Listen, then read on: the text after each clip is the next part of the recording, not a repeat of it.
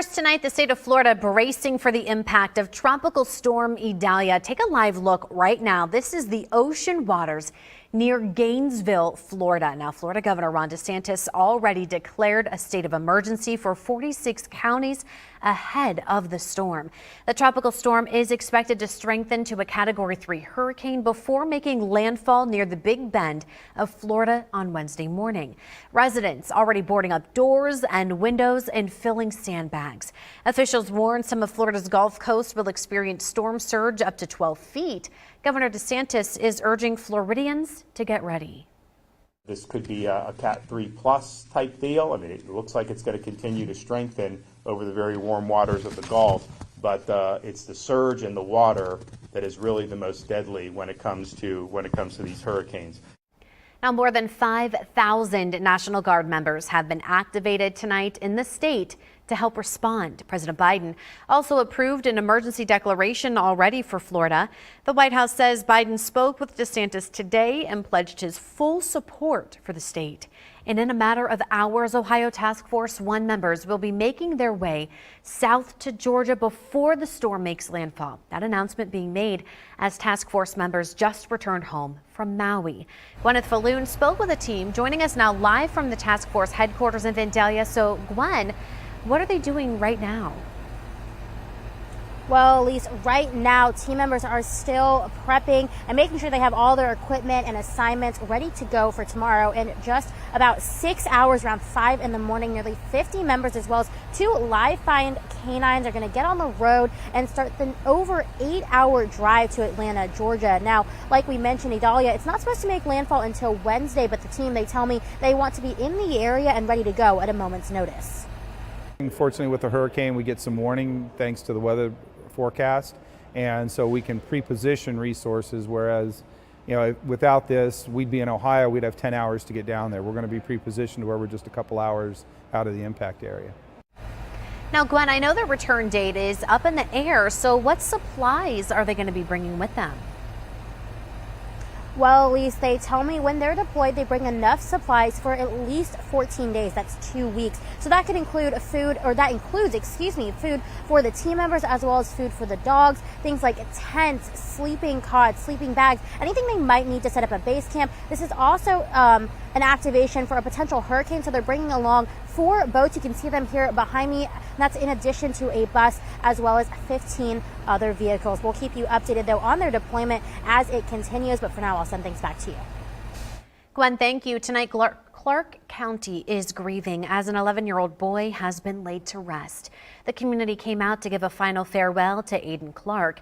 He was killed last Tuesday in a tragic school bus crash less than 2 miles from his elementary school. Mamie Ball was there today as people from all over the state came to pay their respects. A day of mourning as the community says goodbye to someone gone way too soon. Now, people from not just this community, but all over the state came to Aiden's funeral. They describe him as someone who loves sports, hence the baseball bat you see here at this growing memorial. Hundreds walking into Fellowship Church in Springfield to say their final goodbyes to Aiden Clark. The 11-year-old died nearly a week ago in a school bus crash. It happened on the first day of school on State Route 41. 52 children were inside that bus. 23 were injured. Investigators say a minivan hit the Northwestern local school's bus. That crash caused the bus to overturn and Aiden was ejected from the bus. The district canceled classes today for students and staff to attend the funeral. People near and far came out to pay their respects, including a group of bus drivers from the Piqua City School District. They went to the funeral, then stopped by the memorial. It could have happened to any one of us. And it's every time you get behind the wheel, that's your worst nightmare. And it's 2 districts away. But it could happen to any one of us, and we love our kids. As you know, the saying here has been Warrior Strong, Northwestern Strong, and Warrior Love. The community holding on to that, saying they will overcome this tragedy. Back to you. Now, Mamie, thank you. And coming up here at 10:40, later on in the show, we're going to hear from one Ohio lawmaker who's trying to make school buses safer, including what needs to be done to make his vision a reality. Now this man here right behind me, he's accused in that Northwestern school bus crash in Clark County. He appeared in court virtually this morning. Hermanio Joseph is charged with aggravated vehicular homicide. He may still face even more charges. Last week, though, he pleaded not guilty. His bond was set at $100,000. Now that didn't change during today's hearing. Now here were the judge's reasons for keeping it the same. I am concerned that Mr. Joseph cannot even provide me with an address where he would live, which increases the risk of flight as well as the immigration status. Now, there was no update on his next appearance in court during today's hearing. As soon as we learn more, of course, we'll update you on air and online at Dayton247now.com. And a live look right now from the Miami Valley Jail's website as this man here behind me is accused of raping a child, and his son was found dead in a river in Dayton will be back in the courtroom tomorrow. 48-year-old Augustine Rosales was in court earlier this month. He's accused of rape under the age of 13, sexual battery, and unlawful sexual conduct with a minor. Rosales was arrested back on July 26th in Cleveland. He previously entered a not guilty plea. Now he's the father of 7-year-old Lucas Rosales, whose body was found in the river near downtown Dayton earlier this year. He will stand before a judge tomorrow. And former Ohio House Speaker Larry Householder will be serving his federal prison sentence out of state. As of yesterday, a federal database shows him registered to FTC Oklahoma City. He was previously being held in the Butler County Jail after his conviction in the largest corruption scandal in the history of Ohio. Now, it's unclear if he'll be there permanently. Householder was convicted back in March and will now serve 20 years in federal prison. Developing news tonight out of Centerville as the city's planning commission is set to vote on a new Sheetz store. Now that would take the place of the current Elsa's restaurant, which you see here on this map on Far Hills Avenue. Lydia Bice has been following the story for us. Now, Lydia, what has the city said about this tentative deal so far? So yeah, Elise, Elsa's and Sheetz have a tentative deal, and City of Centerville staff are recommending approval. However, there are 9 conditions being recommended by city staff, and a lot of those include concerns about construction and landscaping. Now, if the City Planning Commission approves the deal tomorrow night, the Elsa's restaurant would be torn down and Sheetz would be built on the same site. This Sheetz store would be open 24 hours a day and feature 14 gas pumps. So, Lydia, how are residents responding, though? Yeah, I spoke with Centerville residents today, and honestly, they're not overly thrilled about the potential closing of this Elsa's here behind me. My thoughts are I'd love to see the Elsa's stay, so just out of nostalgia. Now, if you want to read more about the future of 6318 Far Hills Avenue, be sure to head to Dayton247now.com and click on this story on our homepage. Now, we plan on attending the Centerville Planning Commission meeting tomorrow evening, and of course, we'll update you here on air and online as to what decision was made. Back to you. Lydia, thank you. Well, the first ever Dayton area Sheetz will be opening tomorrow in Huber Heights. And to celebrate, Sheetz is offering free self-serve coffee and soda all day long. One lucky customer will also receive free sheets for a year. The new store will be on Old Troy Pike, and it'll be open to the public at 8 a.m. Now we want to give you a live look tonight from downtown Troy through the Troy traffic cam. A beautiful night out there. So let's send it right over to Chief Meteorologist Natalie Walters to see if it's going to stick around. Yeah, we have some pretty nice weather this week. Nice few days of this really nice weather before it starts to heat up a bit. But for right now, we're in the 60s and 50s, 55. Cool spot up in Wapakoneta. Same thing in Richmond. We have 64 in Dayton, 61 in Springboro, 60 in Springfield, 57, I should say, up in Urbana right now. Compared to this time yesterday, we are a little bit cooler, and that's going to be the trend overnight too. So heading through the overnight hours and early tomorrow morning commute time. A little bit of a chill in the air. We're going to start out the day in the mid-50s. You may need a light sweater or a jacket, but keep in mind we are going to warm up pretty quickly for tomorrow afternoon. So really nice night ahead for us, but coming up, I am talking about a big warm up on the way. I'll talk about how much warmer we're going to get coming up in just a bit. And we're learning more tonight about a deadly shooting on UNC's campus. Right now, we know the suspect is behind bars. In fact, this is video of the arrest. We also know one person has died. Police tell us a faculty member was killed when shots were fired inside a lab on campus. No one else was hurt. This happened around 1 o'clock this afternoon. The school issued emergency alerts and locked down the campus within minutes. That suspect was taken into custody within an hour and a half.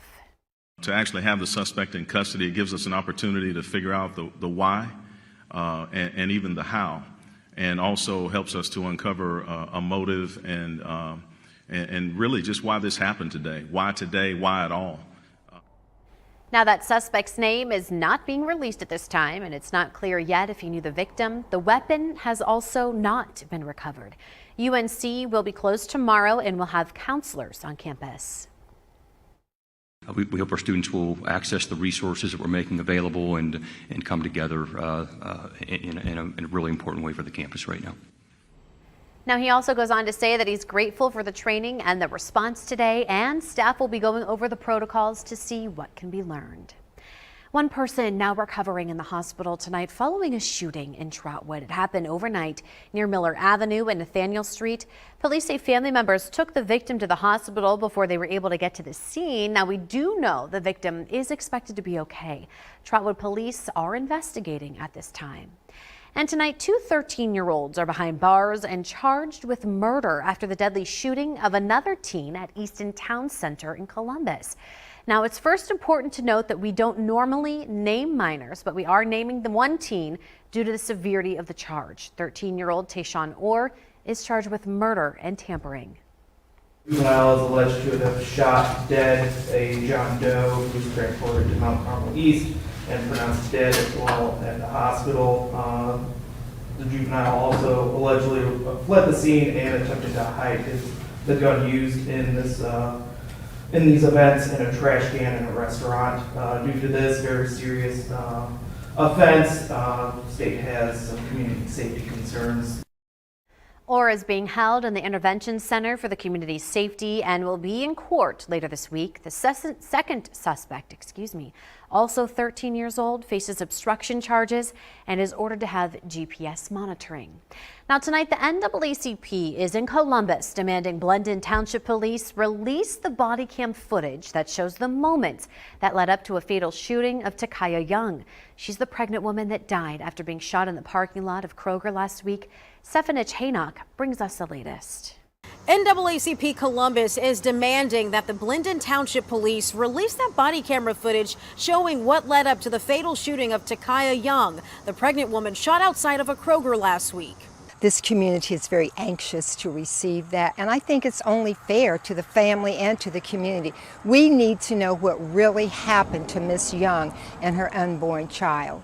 Blendon Township Police say they're still processing that body camera footage, but that it will be released to the Young family as well as the public. In Columbus, I'm Stephanie Haynock reporting. Former President Donald Trump set to be arraigned next week in the case of interfering with the 2020 election. Coming up, a breakdown of when he's expected in court for the 4 cases he's involved with. And recreational marijuana on the ballot this November. What groups on both sides are saying about the issue tonight. Plus, I'm talking about it being very cool for now, but we have a big warm up on the way. I'll let you know when that happens coming up. Here's a live look from our Eco Plumber Skycam. You're watching Dayton 24/7 now.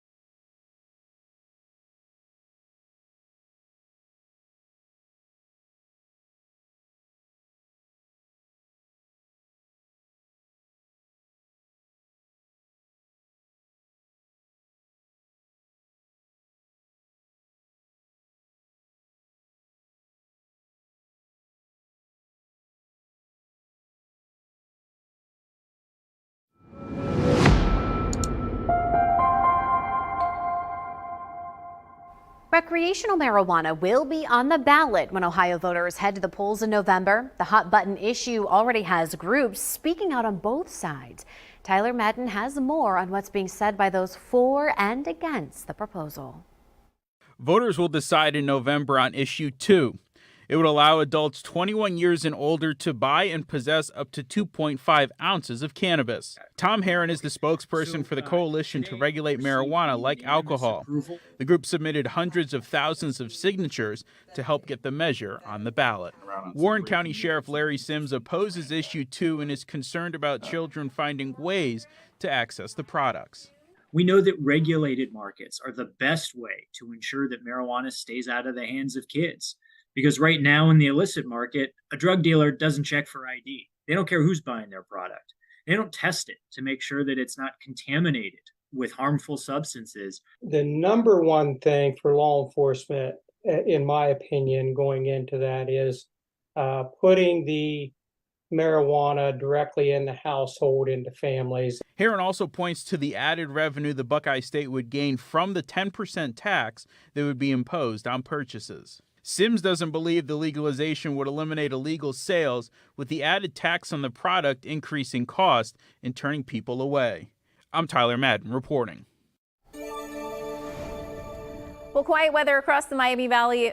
Beautiful evening for us, and it's going to stay pretty nice through most of this week. Enjoy it while it's here, because we got a big warm up on the way that we're going to be tracking too. But mostly clear skies.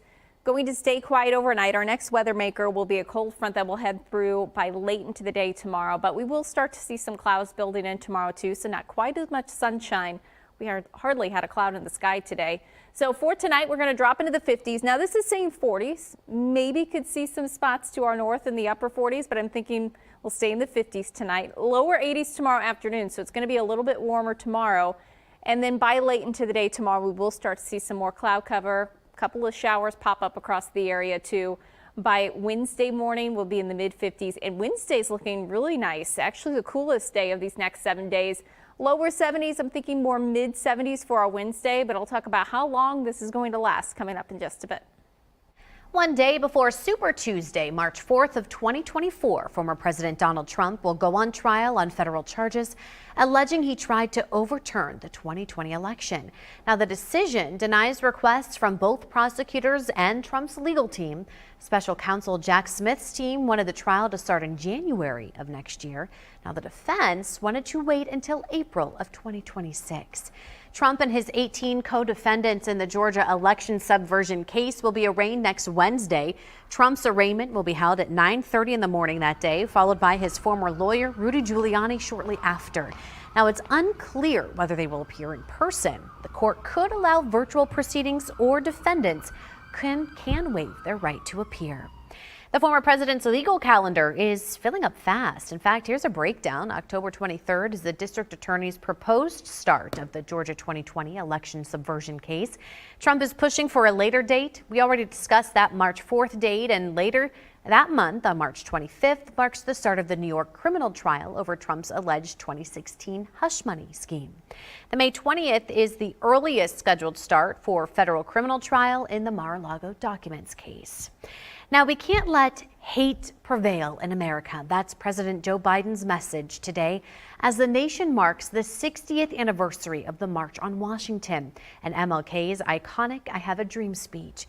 He met with members of Martin Luther King Jr.'s family at the White House earlier, along with civil rights leaders. Biden also denounced white supremacy, calling it domestic terrorism. Tonight, he spoke to a group of nonprofit lawyers, telling them they are critical partners in his administration's fight for equity.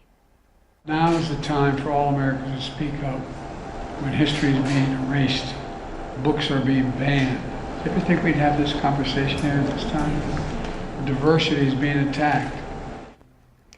Vice President Harris also spoke earlier today. She adds that, she says that the added in the nation's diversity is strength. The vast majority of us have so much more in common than what separates us.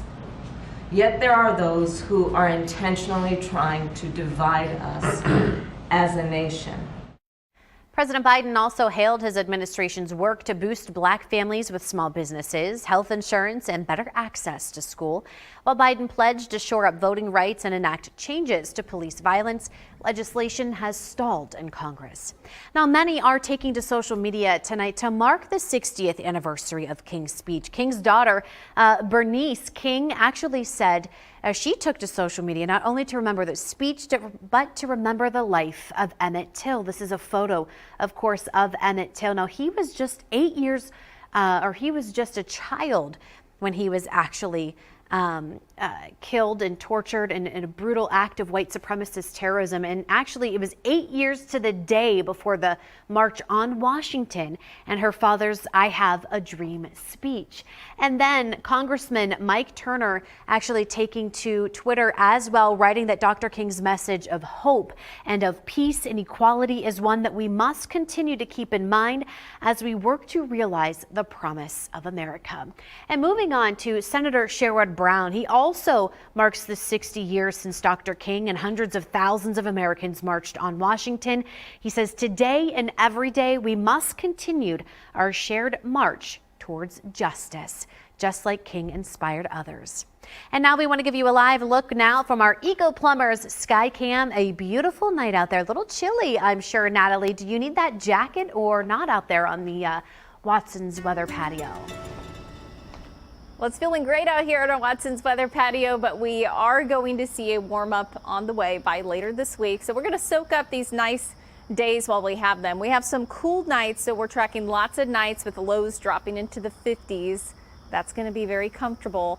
Even highs mid 70s Wednesday, upper 70s on Thursday, and then notice by Friday, Saturday, our highs start to climb back up into the mid and upper 80s, back above normal for this time of the year. And unfortunately, I do have 90s in the forecast too. There's a look at the Climate Prediction Center temperature outlook for 6 to 10 days out. So this is as we head into next week. That dome of hot air, it's going to be building back in, and we have more heat on the way. So I'll have a look at our 7-day coming up. More funding from Google coming to Ohio. We hear how much they're pledging, along with the growth anticipated here in the state. You're watching Dayton 24/7 now.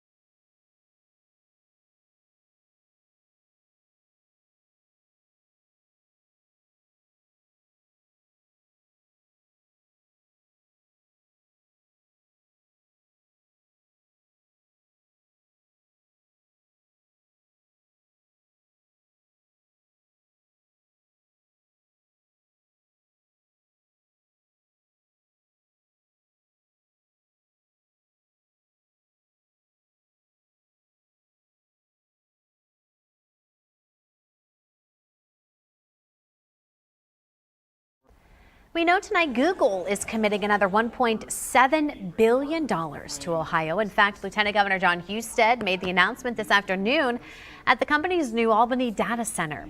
Husted noted that this adds to the list of companies looking to grow in Ohio. It's not just Google. There are a lot of other people who are doing this too in Central Ohio. And so we are